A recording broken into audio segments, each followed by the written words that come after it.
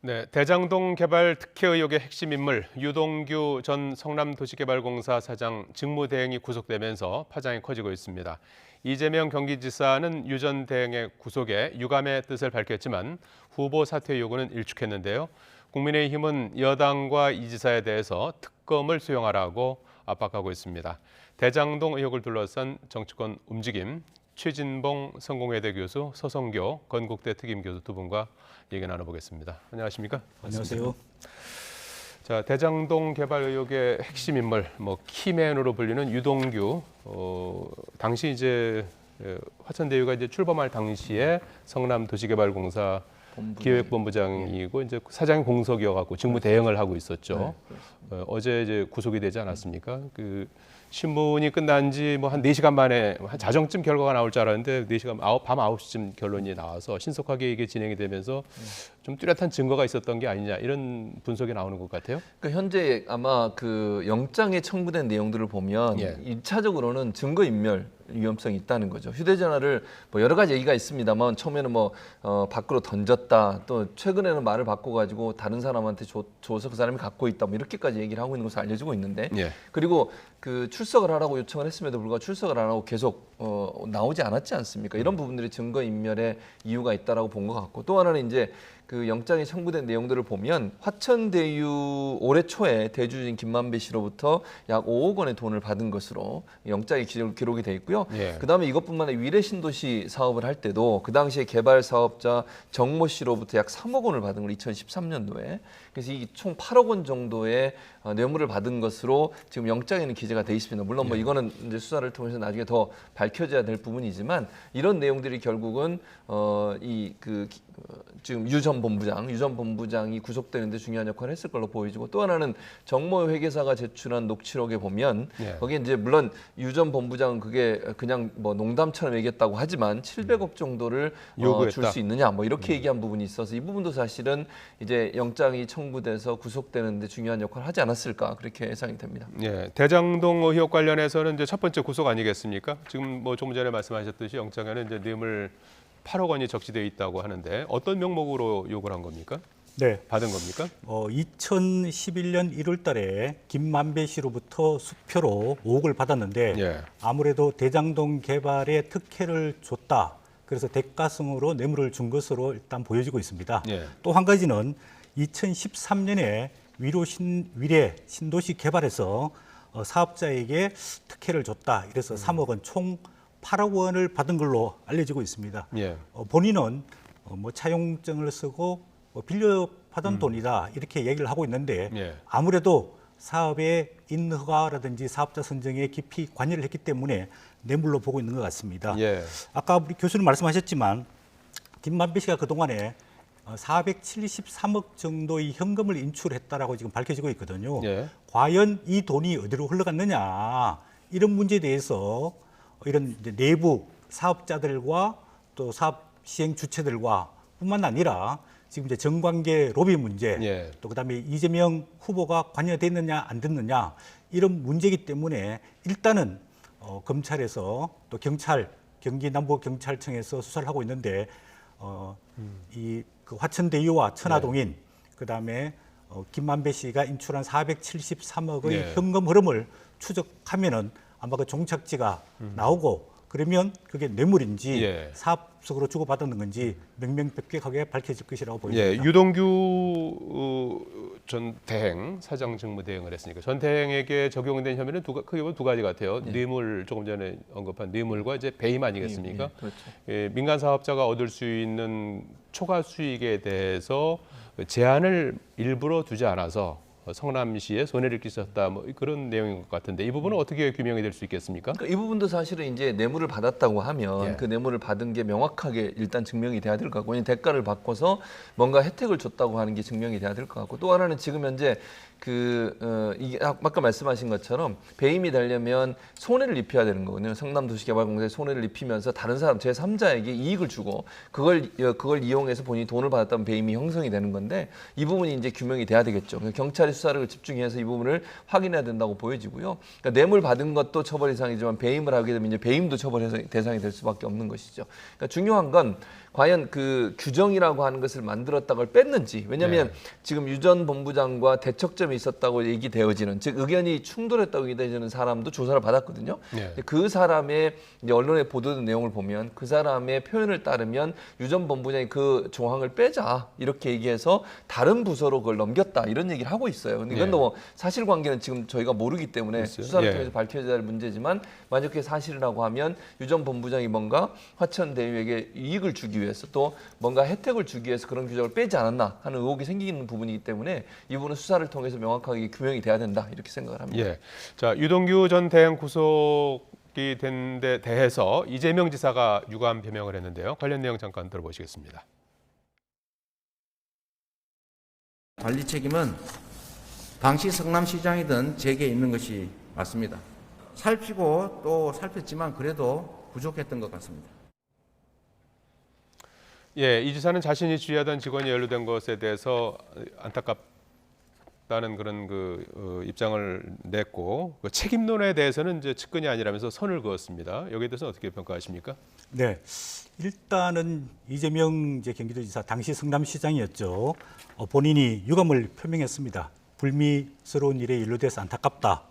또 국민 상실감에 대해서 임직원 관리를 부족했다. 또 유동규 씨는 시장 선거 때 도왔지만은 측근은 아니다. 이렇게 꼬리 자르기 또는 유동규 씨한테 책임을 일단 전가하는 듯하게 보여집니다.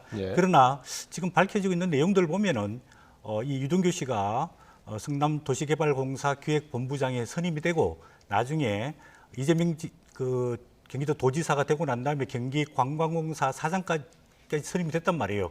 그렇게 본다면은 상당히 긴밀한 관계, 특수한 관계가 아니냐 이렇게 보여지고 있고, 만약에 이런 특수관계 속에서 이재명 지사가 대장동 개발과 관련해 가지고 본인이 보고를 받고 또 지시를 했거나 또는 결재를 했거나 이런 내용들이 밝혀진다면은 아마 유감이나 사과를 떠나 가지고 법적 책임 문제도 피할 수 없지 않을까 이렇게 보여지는데 이재명 경기도지사가 최근에 보면 이게 계속해서 말을 바꾸고 있거든요.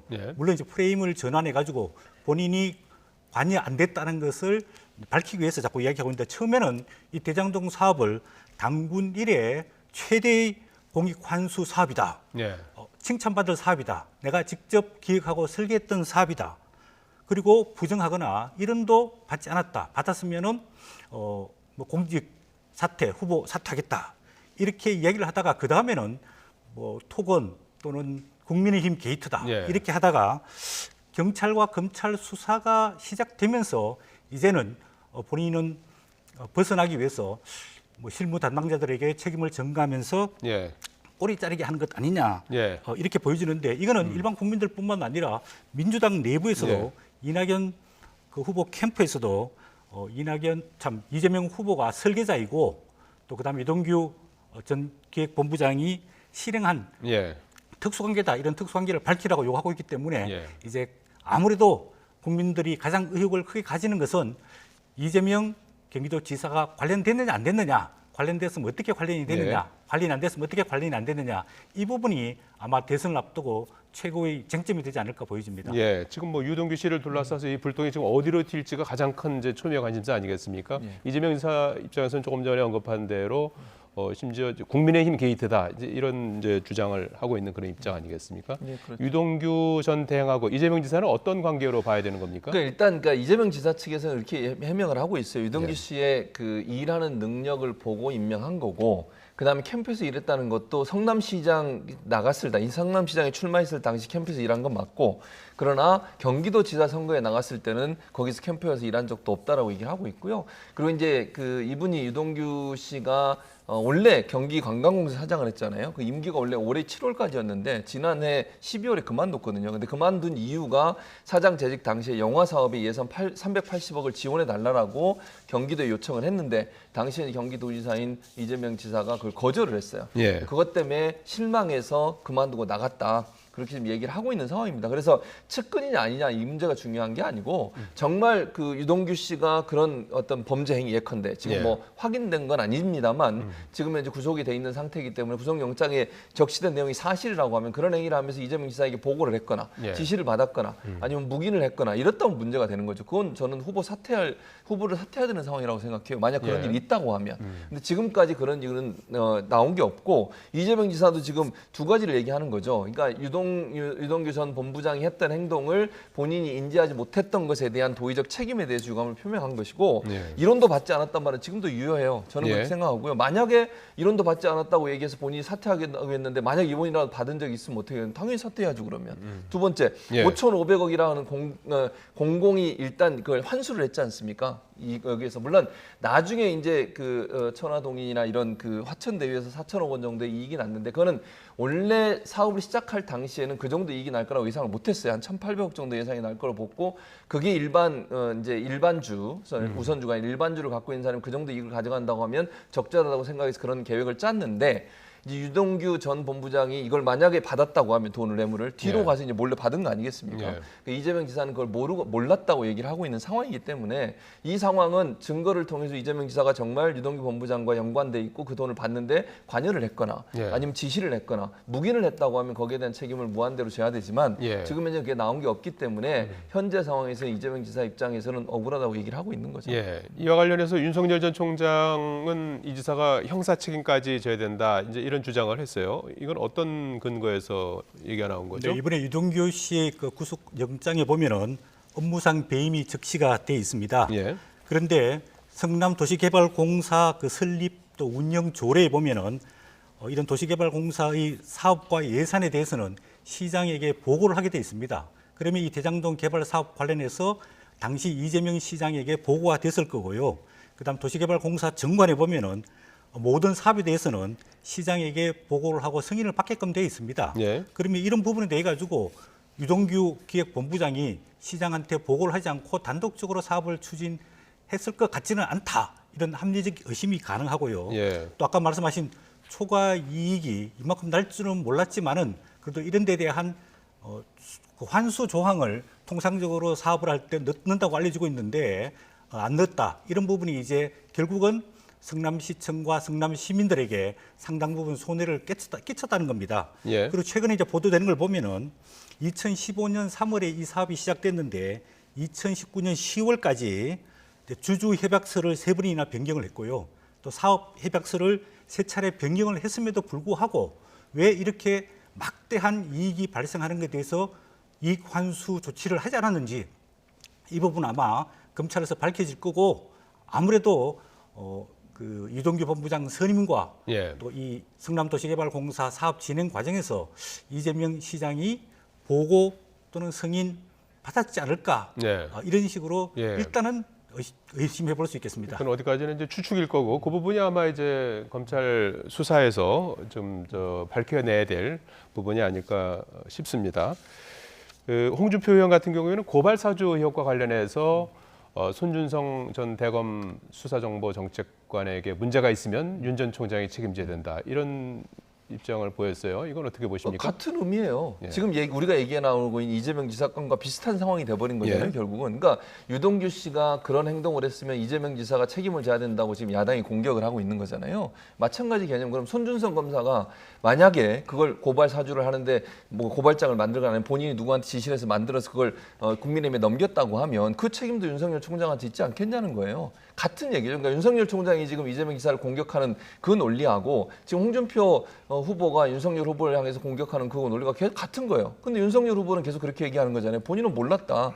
예를 들면 고발 사주가 있었는지도 몰랐고 손준성 검사가 그런 행동을 한지도 몰랐다라고 예를 들면 물론 손준성 검사가 지금 그렇게 했는지 안 했는지는 아직 조사가 이루어지고 있기 때문에 제가 단정적으로 얘기할 수는 없지만 예. 지금 손준성 검사가 수사정보정책관을 했잖아요. 그게 예. 다 아는 것처럼 대검찰 측에서 총장에게 직보할 수 있는 가장 중요한 위치고 가장 가까운 직보할 수 있는 자리 아닙니까? 예. 그런 연관성을 본다고 하면 그러면 다 그렇게 추측하고 의혹을 제기할 수밖에 없는 거죠. 그래서 수사라고 하는 것은 그러면 윤석열 후보가 정말 손준성 검사한테 만약 손준성 검사가 그걸 고발장을 만들어서 전달했다는 전자의 말씀을 드리면 개입을 했느냐, 지시를 했느냐 이걸 따져봐야 되는 거잖아요. 예. 마찬가지 개념이라는 생각이 든다는 거예요. 예. 그러니까 이재명 지사에 대해서 물론 대장동 사업에 대한 보고를 받았겠죠. 예. 근데 대장동 사업에 대한 보고를 받으면서 뒤로 돈 받는 것까지 섞겠습니까 거기에? 예를 들면 지금 현재 얘기되고 있는 유 본부장이라는 사람이 예. 그 사람이 만약 뒤로 뇌물을 받았는데 그걸 보고하고 그걸 다 얘기하고 그러면 그렇게 했겠냐는 거죠.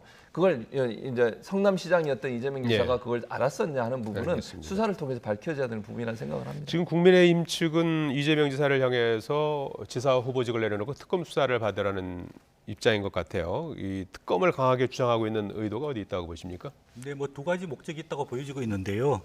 일단은 경찰과 검찰이 수사를 하고 있기 때문에 수사를 제대로 해라 이런 압박성이 강한 것 같고요. 예.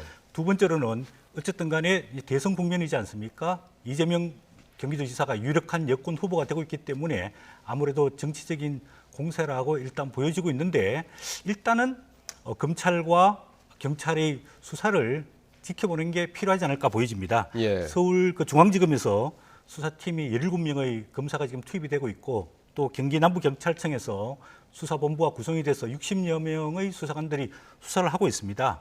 과연 실체적인 진실이 밝혀질 것인가? 이런 부분에 대해서는 국민적 궁금증이 있습니다. 왜냐하면 이재명 경기도지사가 거의 여권의 유력한 대선 후보이기 때문에 예.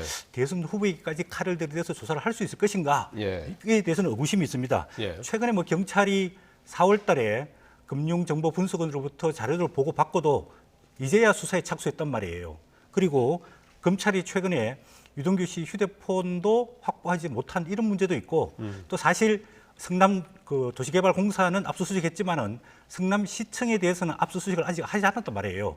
이런 걸 보면은 경찰과 검찰이 정말로 신속하게 제대로 실체적 진실을 파헤칠 수 있을 것인가 예. 이런 데 대해서 궁금증이 있는데 경찰과 검찰은 국민적 의혹 사항을 한 점 없이 해소해야만 나중에 특검 문제가 제기되지 않을 것이라고 생각이 듭니다. 예. 민주당은 검찰과 경찰 수사를 지켜보자면서 이제 특검 수사 요구는 수사 방해다 이렇게 맞서고 있는 상황인 것 그렇죠. 같아요. 그러니까 선성교 지금 교수 말씀하신 거와 동일한 얘기예요. 이게 정치적으로 그러니까 이 정치적 쟁점화하려고 한다는 의심을 하고 있는 것이고 특검이 출범하려면 이제 합의도 해야 되고 특검 임명해야 되고 이런 과정에 시간이 많이 지나다 보면 신속하게 수사가 안 끝날 수도 있으니까 이게 계속 정쟁으로 흘러갈 수 있겠죠. 의혹만 있는 상태에서 계속 공격할 수 있는 좋은 빌미가 되는 거예요. 야당 입장에서는 그것 때문에 결국 반대하는 겁니다. 그러니까 수사가 지금 진행되고 있고 수사 결과도 아직 발표도 안 했는데 수사 결과를 발표한 다음에 만약 문제가 있거나 의혹이 다 안 풀리거나 국민들 볼 때 수사 내용이 정말 믿을 수 없는 상황이 된다면 그때는 특검을 갈 수 있겠죠. 그런데 예. 지금 수사가 진행되고 있는데 또 특검을 하자고 이렇게 얘기를 하면 정치 쟁점화돼서 이게 뭐 결과도 나오지 않은 상태에서 예. 결국은 공격하는 빌미만 줄 수 있는 요소로 작용할 수 있어서 이 대선에 악영향을 미칠 수 있다 그렇게 판단한 걸로 보여지고요. 저는 예. 개인적으로 어쨌든 경찰과 검찰이 수사를 하고 있을 빠른 시간에 수사를 끝내야 한다고 저는 봐요. 예. 대선에 영향을 미치지 않기 위해서는. 그리고 그 결과가 미흡하다고 판단됐을 때는 특검으로 가야죠. 그때 예. 국민적 의혹을 풀기 위해서는 필요하다면 특검으로 갈 수 있지만 지금 당장 특검으로 간다고 가는 것을 논의하는 것은 수사에도 결국 큰 도움이 되지 않을 거로 봅니다. 예, 화천대유로부터 아들이 거액의 퇴직금을 받은 곽상도 의원은 이제 의원직을 사퇴한 상태 아니겠습니까? 곽 의원의 의원직 사퇴는 이 대선 전국에 어떤 영향을 미칠 거라고 보십니까? 예, 조금 뭐 시점이 늦었다고 보여지는데요. 예. 의혹이 나왔을 때 변명하지 말고 빨리 국회의원직을 사퇴했어야지 바람직스럽다고 보여지고 있습니다. 물론 아들이 근무하면서 예. 뭐 산재다 아니면은 뭐 그 상여금으로 50억을 받았다고 이야기하고 있는데 예. 과연 그 아들을 보고 이 50억을 줬을까? 그렇지 않을 거란 말이에요. 결국 예. 곽상도 의원을 보고 50억을 줬는데 이게 특히 2030 젊은 세대들이 봤을 때는 굉장한 아버지 특혜와 불공정한 문제였거든요. 예. 이런 부분에 대해서 빨리 사퇴를 해야지 야당이 여당과 이재명 후보에 대해서 직접적인 공격을 할 수 있었는데 조금 아쉽다고 보여지고 있고 이제는 그 곽상도 전 이제 국민의힘 국회의원이 국회의원직을 사퇴하고 탈당도 했기 때문에 예. 국민의힘 입장에 봤을 때는 당당하게 떳떳하게 이재명 경기도지사의 의혹 사항에 대해서 예. 공세와 문제 제기를 할 수 있을 것이라고 보여지고 있습니다. 예, 이 부분도 이제 한점 의혹 없이 밝혀져야 될 것 같다는 말씀인 것 같고요. 박영수 전 특검을 둘러싼 의혹도 뭐 연이어서 나오는 것 같아요. 예. 화천 대위에 근무했던 딸, 예. 그 대장동에 뭐 아파트를 시세보다 싸게 분양받았다는 의혹이 있고 이번에는 이제 인척이 대장동 분양 대행업체 대표라고 그래요. 인척이 100억 원을 받은 것으로 확인이 됐는데 이걸 어떻게 봐야 되겠습니까? 그러니까 이것도 사실 이제 논란이 될 수밖에 없어요. 물론 박영수 특검은 본인은 한 돈을 하나도 받은 적이 없다. 그러니까 자문료만 받은 거 이외에 뭐 100억을 받은 것에 대해서 100억 받은 건 인정을 했어요. 그러니까 인척이라고 하는 분에 대해서 박영수 특검은 뭐 인척도 아주 먼 인척이라고 얘기를 하고 있는 상황이고요. 근데 김만배 씨가 473억을 회사로부터 빌렸잖아요. 화천대유로부터. 그 돈의 100억 원을 박영수 전 특검의 인척인 A씨에게 전달했는데 이 사람이 또 누구냐면 화천대유가 직접 시행을 했습니다. 그 개발을 하고 아파트 시행을 했는데 그리고 나서 대장동 분양을 했는데요. 아파트 분양 독점 대행 업체를 했던 사람이 이 사람이에요. 그러니까 이 사람한테 돈 100억을 보낸 건데 이 보낸 것에 대해서 의심이 생길 수밖에 없는 거죠. 그것도 우연히 일치인지 모르지만 박영수 특검의 인척이다. 그렇다면 왜 이 사람한테 이 대행 업체를 맡겼고 또 100억이라는 돈을 보냈을까 하는 부분에 의문이 들고 또 하나는 이 대행 업체 대표가 여러 회사를 갖고 있는데 이 대행 업체 한 대 말고 다른 업체에 그 아들이 또 근무를 하고 있어요. 박영수 특검의 아들이. 그러니까 이런 여러 가지 일들 때문에 결국은 이 부분도 수사가 필요하다. 이런 여론이 들끓고 있어서 저는 수사를 해야 된다고 봅니다. 왜 돈을 100억 받고 또 박영수 특검 아들이 이분이 운영하는 다른 회사에 왜 근무하고 있는지 하는 부분도 밝혀내야 될 걸로 보여집니다. 자, 경선 얘기를 조금 더 해봐야 될 것 같은데요. 민주당 대선 경선 이번 주말에 이제 마무리가 됩니다. 초대형 뭐 악재라고 할까요? 이재명 그런 가운데서도 이재명 지사가 어제도 2차 슈퍼6에서 압승을 거두면서 사실상 굳히게 들어갔다. 9분 능선을 넘었다. 이런 평가가 나오고 있는데요. 어떤 요인이 있었다고 보십니까? 네, 두 가지 요인이 있었다고 보여지고 있습니다. 일단은 대장동 의혹 사태가 불거지면서 이재명 지지자들의 어떤 표 결집 상황, 위기에 대응하자 이런 심리가 크게 작용했다고 보여지고 있고요. 두 번째로는 1차 슈퍼위크 때는 투표율이 74%였는데 2차 슈퍼위크 때는 투표율이 59.66%밖에 안 됐습니다. 거꾸로 말하자면 중도에 있는 민주당 지지자들이라든지 타 후보 지지자들이 투표에 참여하지 않았다는 거거든요. 그만큼 나중에 이 부분이 아무래도 이재명 후보에게 짐이 되지 않을까 이렇게 보여지고 있습니다. 이제 민주당 경선 표는 약 한 61만 표 정도 남은 것으로 알려지고 있습니다. 현재까지 투표율이 66%인데 약 40만 명이 투표한다라고 보여지면은 이재명 후보가 마지막에 17만 표 정도 받으면 71만 표를 획득하기 때문에 50% 과반수를 넘기 때문에 이거는 무난하게 17만 표 이상은 받지 않을까 얘기집니다. 왜냐하면 남은 부분이 경기와 서울 지역입니다. 경기와 서울 지역은 이낙연, 이등 후보보다는 이재명 후보가 많은 지지를 받고 있기 때문에 상당 부분 쉽게 경선을 통과할 거라고 보여지고 있고 아마도 50% 이상 과반 이상 득표를 해서 결선 투표 없이 예선 경선에서 아마 마무리를 짓지 않을까 이렇게 보여집니다.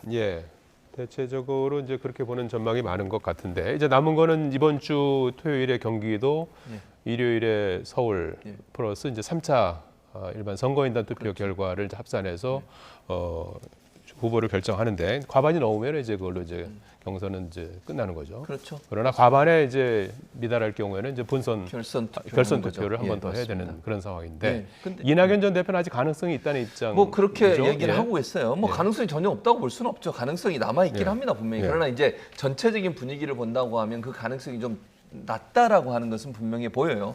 서 교수님도 얘기하셨지만 기본적으로 대세론이 굳혀져 있는 상태고 경기 지역 같은 경우 서울은 좀 박빙이 될 가능성이 있지만 경기 지역은 뭐 이재명 지사가 도지사를 하고 있잖아요. 텃밭이라고 할 수 그런 점으로 있나요? 보면 텃밭이기 때문에 제가 볼 때 지지율이 상당히 격차가 생길 가능성이 있어요. 지금 보면요. 서울 경기 지역에서 약 40%만 득표를 해도 50% 이상이 될 수 있거든요. 전체로 본다고 하면.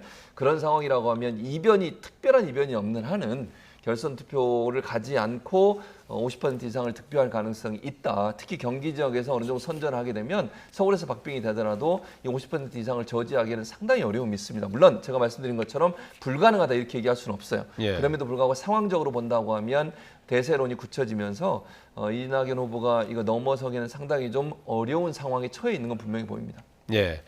자, 국민의힘 경선 상황도 좀 잠깐 얘기 나눠보겠습니다. 2차 컷오프가 이제 8일에 있지 않습니까? 이제 나흘 앞두고 있는 상황인데 이른바 왕자 한자로 왕자 논란 여진이 이어지고 있는데요. 관련 내용 잠시 들어보시겠습니다. 토론할 때 부적을 나는 그거 이번에 처음 봤어요.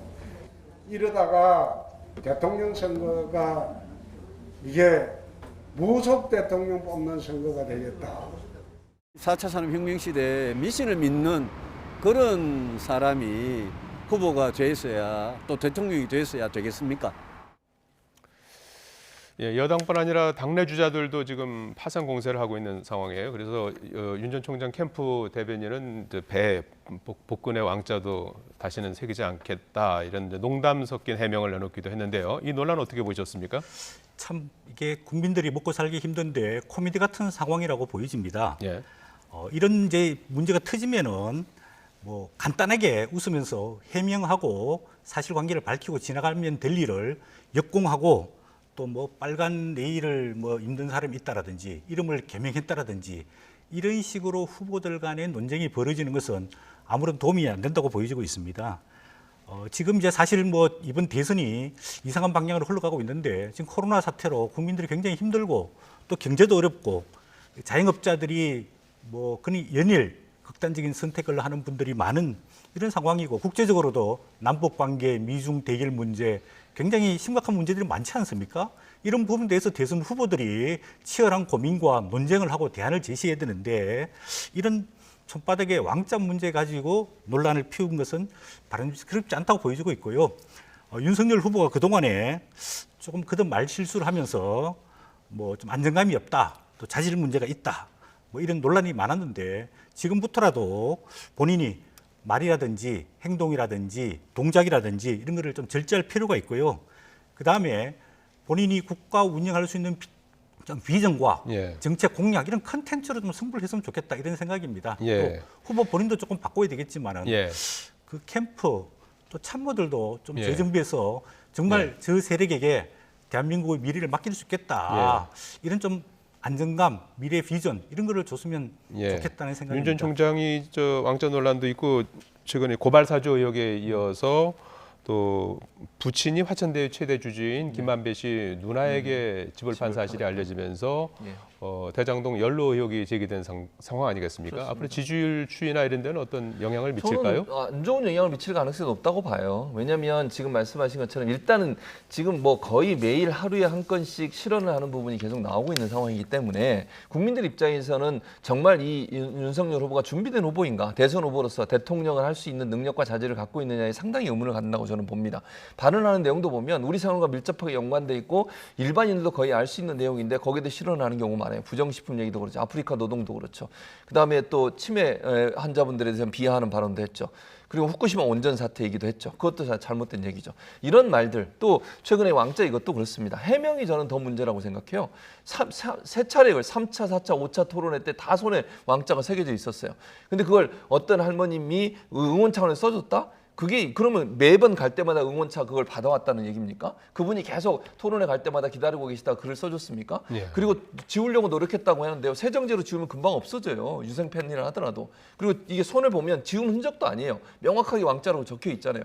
해명을 명확하게 해야죠. 정말 그게 썼으면 썼다. 왜 썼다. 뭐 이렇게 얘기해야 되는데 자꾸 다른 말을 하다 보니까 또 다른 의혹이 생긴다고 저는 보고요. 또 말씀하신 것처럼 그 김만배 씨 누나 되시는 분이 그 아버님의 집을 구매했잖아요. 그 부분도 사실은 여러 가지 해명을 하고 있지만 한 가지만 말씀을 드리면 광고 보고 왔다고 했는데 광고를 올린 적이 없다고 지금 의혹이 나오고 있는 상황이에요. 그럼 어떻게 알고 그분이 그 집을 사러 왔을까 하는 부분도 의혹으로 남아있기 때문에 그 부분도 명쾌하게 해명이 필요한 상황이다.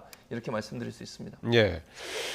한동안 무야홍 무조건 야권의 후보는 홍준표다 이런 이제 유행어가 나올 정도로 보수 진영 후보 1위에 올라서게 됐던 홍준표 후보의 지지율 추이 최근에 어떻게 평가하십니까?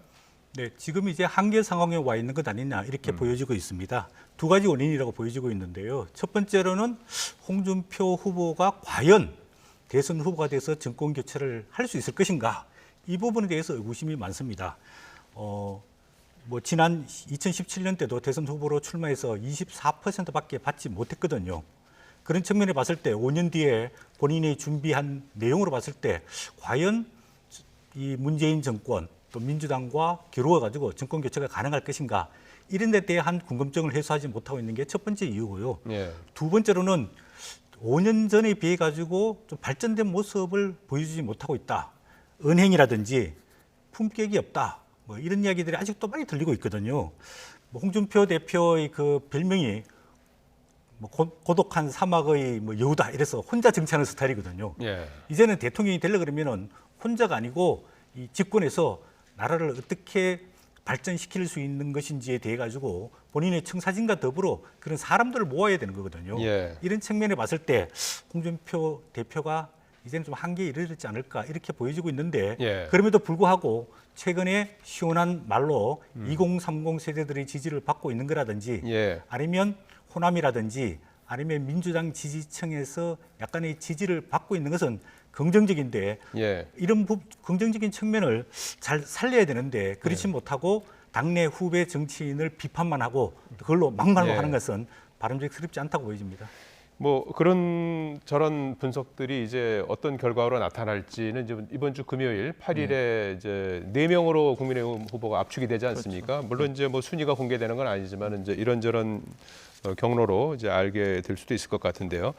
자, 전체 그 4명 중에 한 3명 정도는 여론조사를 통해서 대체로 저희가 이제 짐작이 가는 상황이고 남은 5명이 이제 4명 안에 들어가는 그 자리를 놓고 이제 관전 포인트이기도 하죠. 그렇습니다. 맞습니다. 자, 어떤 요인이 당락을 가를 거라고 보십니까? 그러니까 1차적으로 제가 볼 때는 이제 그러니까 3명은 이미 뭐 제가 볼 때는 거의 확실하게 된 것 같아요. 예. 윤석열, 홍준표, 그다음 유승민 세 분 같은 경우는 1차 컷오프를 통과하실 것 같고요. 예. 나머지 한 분이 이제 관점인데 최근에 사실 좀 눈에 띄는 부분이 뭐냐면 예. 이 그 황교안 후보가 상당히 많이 좀 지지율을 끌어올리고 있는 상황이에요. 예. 그러니까 예컨대 그 소위 태극기 집회 나온다고 하시는 극우 성향을 갖고 있는 분들이 지금 황교안 후보를 지지하고 있는 게 아닌가, 결집하고 있는 게 아닌가 하는 그런 모습을 보여주고 있어서 예. 황교안 후보가 과연 사회 안에 들어올까 하는 게 좀 관전 포인트라고 저는 생각하고요. 예. 과연 최재형 후보는 사회로 들어올 수 있을까? 이 두 가지가 저는 관전 포인트라고 생각을 합니다. 원희룡 지사도 있지 않습니까? 원희룡 지사도 있죠. 예. 근데 지금 지지율로 보면 원희룡 지사가 전혀 지금 성과를 못 내고 있어서 예. 뭐 세 분이 물론 각축을 하겠지만 예. 저는 개인적으로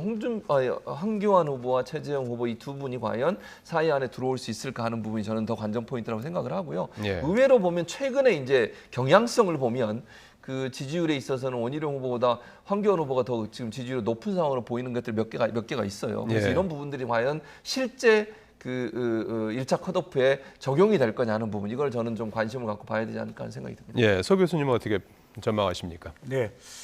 2차 이제 컷오프는 뭐 당원 투표 30%, 예. 일반 여론조사 70%로 하기 때문에 아무래도 당원 비율이 조금 더 높아졌거든요. 이런 측면에 봤을 때 당원의 지지를 조금 받는 사람이 뭐 사위 안에 들 가능성이 있지 않을까 그렇게 보여지고 지금은 원희룡, 최재형, 황교안, 하태경 4명의 후보가 각축을 벌이고 있다 이렇게 볼 수 있겠습니다. 예, 알겠습니다. 예, 대장동 개발 특혜 의혹의 핵심 인물 유동규 전 성남도시개발공사장 직무대행이 구속되면서 시계 제로의 전국 흐름 속에 이 지사, 국민의힘 모두 수사 향배에 따라서 정치적 운명이 엇갈릴 수 있는 상황입니다. 철저하고 신속한 수사, 누구나 납득할 만한 결과를 온 국민이 기다리고 있습니다. 지금까지 최진봉 성공회대 교수, 서성교 건국대 특임 교수 두 분과 말씀 나눠봤습니다. 고맙습니다.